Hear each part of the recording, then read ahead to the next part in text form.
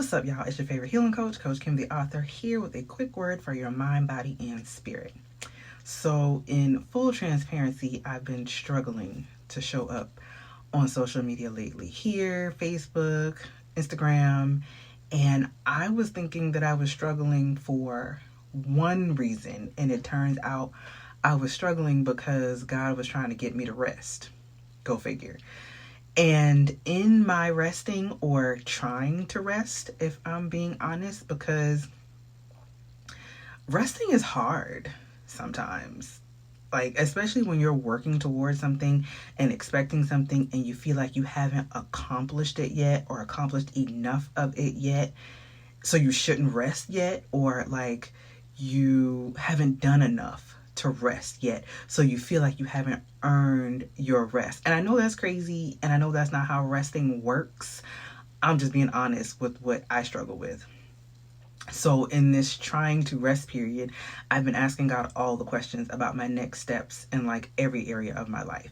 And I've been asking permission to do things I probably wouldn't have asked before.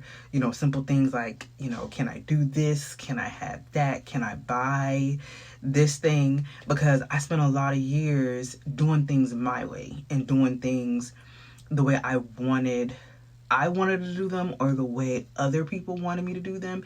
And I moved based on the advice of other people and their suggestions, and because I was seeking validation. And I'm not there anymore. I'm in a place of, if it ain't God and God didn't send me, we ain't going, period. Because if he sends me, I know that he's already gone before me, so I can't go wrong.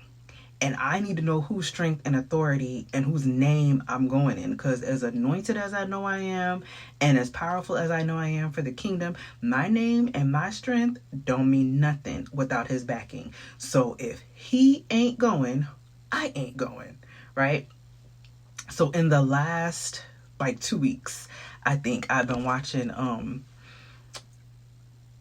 Christina, aka Nina, over at Bold for Christ, and she was talking about, I think a friend of hers was telling her how she communicates, and I think it's a she, how she communicates with God, and one of those ways is to give God a code word or ask God to answer her like through code words. And I'm listening and I'm like, I like this, because I'm Gideon. Okay, I need to know that it's God, and I need to know more than once. Like, I'm totally a God, make the fleece wet and the ground dry, and then make the ground wet and the fleece dry kind of person, because I need to know for sure that it's you. Okay, so what happens is, if I'm remembering correctly the way that she said it,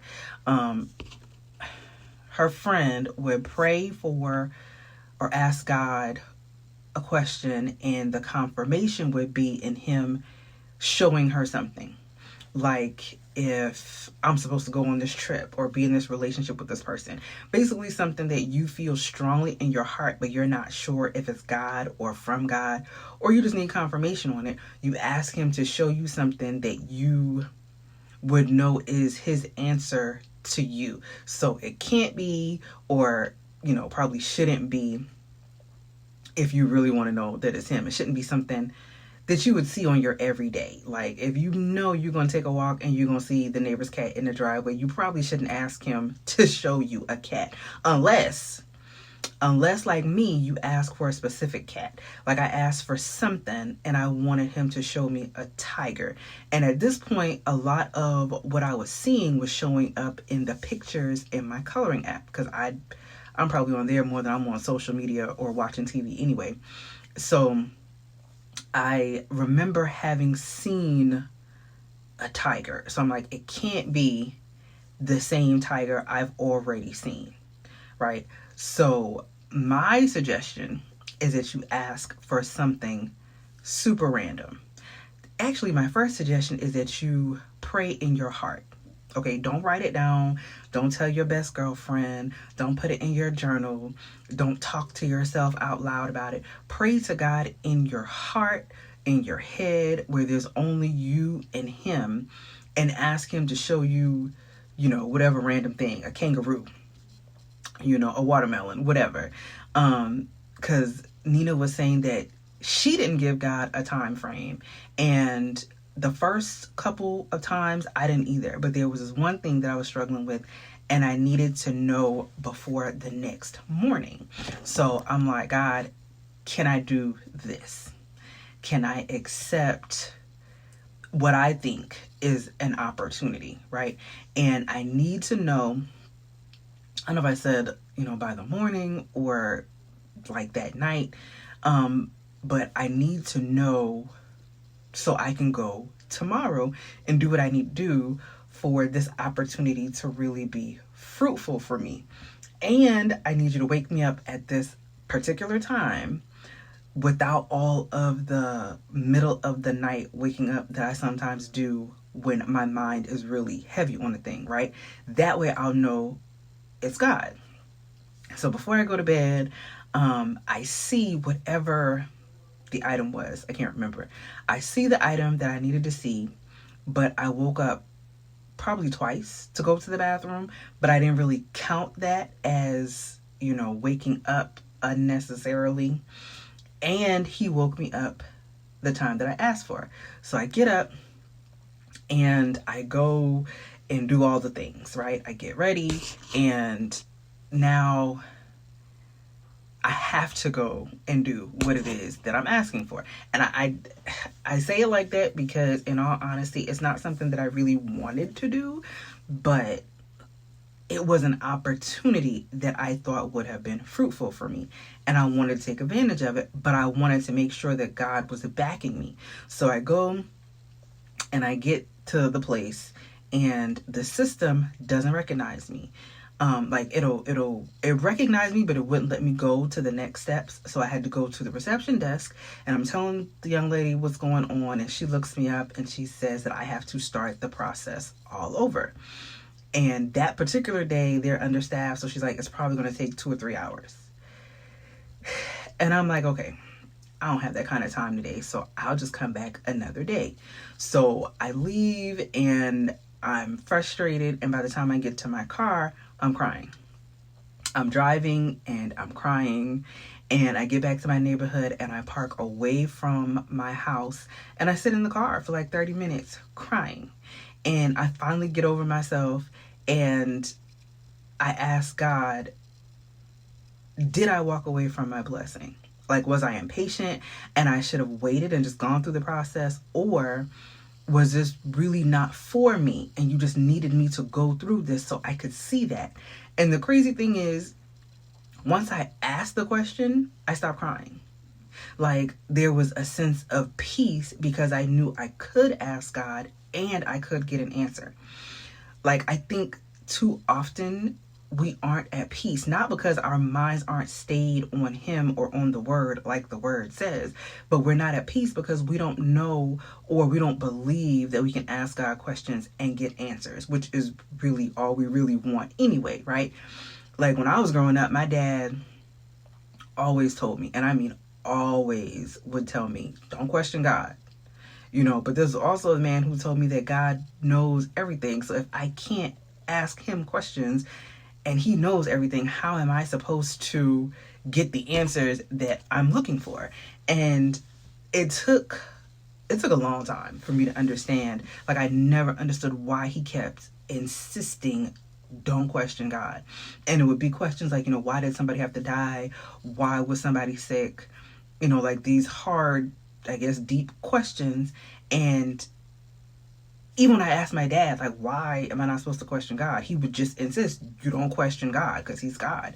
And it took me probably up until this year, last year, maybe the year before, just within the last couple of years of me actually reading the Bible on my own and understanding that the reason he was telling me not to question God is because Job questioned God. And I was reading it this morning, but I can't remember exactly where. I think it's like a couple of chapters that Job is like, going on about how the wicked prosper and their kids, frolic around. They get to grow old and prosper even though they turn away from God, and why is it, all these things were happening to him? And then God responds to him in either chapter 37 or 38, and he was like, the audacity. Were you there when I laid the foundations of the earth and kept the sea in its boundaries? Like, the nerve of you to question me, and you have no idea of my power. So I get that part. I also had to get my own understanding of, it's not about not asking God questions, but more about not feeling entitled to be answered by God in things that we could never understand, in things that is not on our level to understand, because we're not God. But the questions that we ask him innocently and, purely in heart of, can I do this? Can I have that? Can I be in a relationship with this person? Can I go on this trip? Can I buy this house? Can I take this opportunity? Those are things he wants us to come to him and ask, because he doesn't want us to do these things on our own. He wants us to know that he's backing us. Matthew 6:33 says, seek first the kingdom of God and his righteousness, and all these things will be added to you, which basically is telling us to go to God with our concerns, and when he gives us the answer, then we know how to move, even if the next move is just to ask, okay, God, now what? So I asked God, or I guess I kind of said to God, if I walked away, there was a question, if I walked away from my blessing, show me something. I don't remember what it was, but if this thing that I thought was an opportunity really wasn't for me, and you just needed me to go through this so that I could understand that and not go back to something that you said I was done with, show me a fish. So it's a couple hours later, I'm in the house, the school day is done, and I'm laying on the couch, and my son says something about fish. And I'm like, okay, but I don't take that as my confirmation, because I asked God to show me a fish. So I'm scrolling through my coloring app, and about 6 or 8 pictures down, I see a fish. So I'm like, okay, God, cool. But I keep scrolling, and there's more fish, and another fish, and fish after fish, and multiple pictures of fish, and multiple fish in, one picture. And I'm just laughing to myself, because I got an answer, and I got a clear answer. Like, God made it so clear that that was my answer, and don't be coming back asking him the same question again, because he know me. Right? I'm going to ask until I know that this is your answer. And I'm unintentionally thinking of code words. Like, before I even have a question, I'm thinking of a code word. And it's not even me. I can feel in my spirit that God is telling me this is the next code word to ask, or ask for, because he knows I'm gonna come with another question, and he of course knows the answer to my question. So he's telling me to ask him to show me this specific thing, which in my mind is like, okay, he's giving me the cheat code. And that blessed me so good, because it's like I'm on to something. Like, I very rarely audibly hear the voice of God. And sometimes you really just need an answer, however the answer comes. And we think it's hard to hear from God, and it's not. If the problem is God whispers, and we are so used to things being loud and in our faces, or we're afraid that it isn't God, especially if it's something we don't want to hear, especially if it's something that is hard or uncomfortable, or he wants us to give up something or walk away from something. We tell ourselves that ain't God, that's the devil, or, that's just my flesh or my subconscious. We don't want to believe that what we're hearing and seeing and feeling is God, because it's not what we want. But if you ask him, and then ask him to show you like this, when it comes together, it's undeniable. And the hard part for me was, okay, I got an answer, but now what do I do with it? Like, do I really want this answer? Because whether it's a yes or a no, whether it's a good thing or a bad thing, whether it's what I really want to hear or not, once you have an answer, now you got to move. So maybe, we don't know if we hear from God, we don't think we hear from God, or we do, but we don't want to do the thing that comes next because, that's big, that's hard, that's uncomfortable.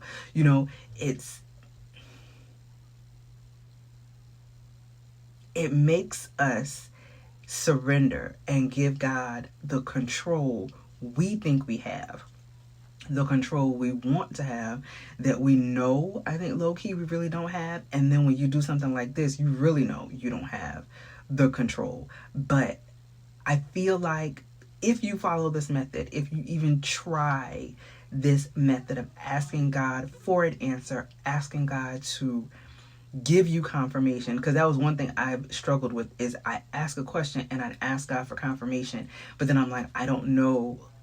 Like I said, like Gideon knew, make the fleece wet and the ground dry, make the ground wet and the fleece dry. Like he knew what to ask for. I never know what to ask for.